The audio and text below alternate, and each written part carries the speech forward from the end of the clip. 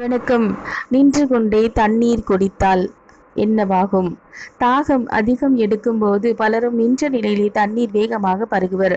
அப்படி நின்று கொண்டே தண்ணீர் குடிப்பது முழங்கால்களில் பிரச்சனை ஏற்படுத்தி மூட்டு வலியை உண்டாக்கும் என்று வயதில் மூத்தவர்கள் சொல்வதுண்டு. அது எந்த அளவிற்கு உண்மை? இந்த விஷயத்தை அறிவியல் ரீதியாக அணுகினால் நின்று கொண்டே தண்ணீர் குடிப்பது முழங்கால்களில் நேரடியாக எதிர்மறையான விளைவுகளை எதையும் ஏற்படுத்தாது. உண்மையில் முழங்கால் பாதிப்புக்கு நின்ற நிலையில் தண்ணீர் குடிப்பது காரணம் இல்லை. உடல் எடை அதிகரிப்பது, உடலில் வைட்டமின்கள் இல்லாதது, எலும்பு வலிமையின்றி இருப்பதுதான் மிக முக்கிய காரணம்.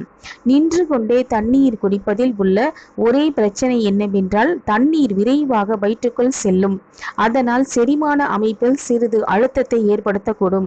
அதே நேரத்தில் உட்கார்ந்திருக்கும் பொழுது தண்ணீர் குடித்தால் உடல் தளர்வான நிலையில் இருக்கும்.